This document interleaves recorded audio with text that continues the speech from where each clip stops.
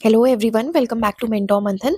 सो yes, EMRS की side से एक नोटिफिकेशन रिलीज हुआ है regarding your tier one result. So what happened कि जब टीयर वन ईएमआरएस का रिजल्ट आया, so many students were dissatisfied because जब उन्होंने अपने आंसर की से मार्क्स कैलकुलेट करे थे, तो वो मार्क्स उनके पर्टिकुलर सब्जेक्ट में जो कट ऑफ गई है उससे ज़्यादा थे। फॉर एग्जाम्पल, जैसे कि अगर किसी की कट ऑफ 75 गई है, तो उस बच्चे के मार्क्स 75 प्लस थे, लेकिन जब रिजल्ट आया तो उसका स्कोर कार्ड 75 से कम था और वो टीयर वन क्वालिफाई नहीं कर पाया। सो इस वजह से काफ़ी बच्चों ने रीचेकिंग के लिए ईएमआरएस टीयर वन में एप्लीकेशंस आरटीआई एप्लीकेशंस डाली कि हमारे रिजल्ट को वापस से रीचेक करो और हमारा स्कोर कार्ड सेंड करो। सो इस चीज़ का सोल्यूशन लेके ईएमआरएस एक नोटिफिकेशन लेकर आती है, जिसमें दे हैव सेड कि अगर आपको अपनी कैलकुलेशन शीट यानी अपने मार्क्स फिर से कैलकुलेट करवाने हैं, रीचेकिंग करवानी है और अपनी आंसर शीट चाहिए आपको, तो for that you have to pay 500 rupees and उसके बाद आपको आपका रिजल्ट जो है वो मेल कर दिया जाएगा पर्टिकुलर रजिस्टर्ड ईमेल आईडी पे। सो बेसिकली जो नोटिफिकेशन में बात कही गई है वो यही है कि आपने एक बैंक ड्राफ्ट बनाना है सीबीएसई के सेक्रेटरी के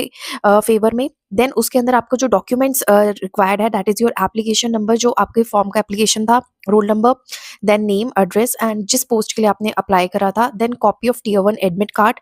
और बैंक ड्राफ्ट के पीछे आप अपना रोल नंबर प्लस नेम, ये दोनों चीजें लिखोगे और ये सबमिट करना है आपने CBSE CTET unit Patparganj Delhi के अंदर। And important point to be noted is कि ये रिजल्ट आपको सिर्फ आपकी ईमेल पे जो रजिस्टर्ड ईमेल होगा उसके ऊपर आएगा। And you have to do this before 7 March. Basically 7 March से पहले आपने 500 रुपीज डिपॉजिट करके ये सारा काम करके देना है।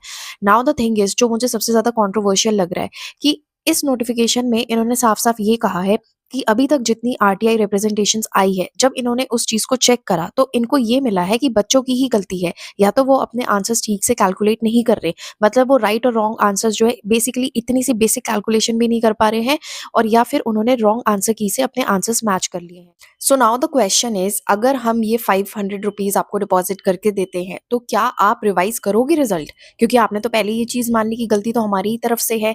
देन सेकेंड चीज कि इसने एक क्वेश्चन खड़ा कर दिया है कि क्या एग्जाम पोस्टपोन होगा।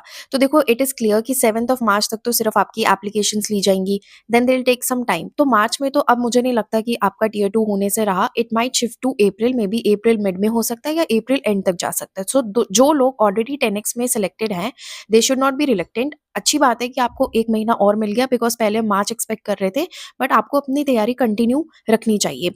एंड किसको अप्लाई करना चाहिए? सो आई वुड से कि जिसके भी मार्क्स जस्ट जैसे एक दो नंबर जो है या पॉइंट में मार्क्स ऊपर नीचे की वजह से रह गए, and those who are very sure कि हाँ मेरे मार्क्स आंसर की से ज्यादा आ रहे थे, उनको तो डेफिनेटली अप्लाई करना चाहिए।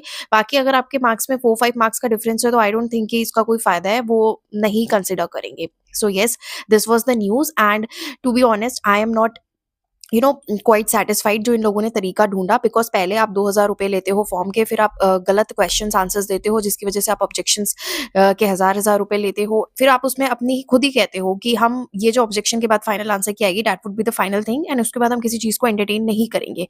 माना कि आपके पास काफी सारी रिप्रेजेंटेशन कई रीचेकिंग के लिए, सो आप इसका एक अदर वे आउट भी निकाल सकते थे। You could have done this free of cost, क्योंकि ऑलरेडी इतनी ज्यादा फीस आपने ले ली है। बट नहीं, यहाँ पे भी उनको 500 रुपीज चाहिए, which in my opinion is not the right thing. So yes, this was the video for today. I hope कि आपको थोड़ी क्लैरिटी मिली हो। Now it is your decision कि आपने फाइल करना है या नहीं करना एप्लीकेशन। एंड या I will see you in the next one very soon. Thank you so much.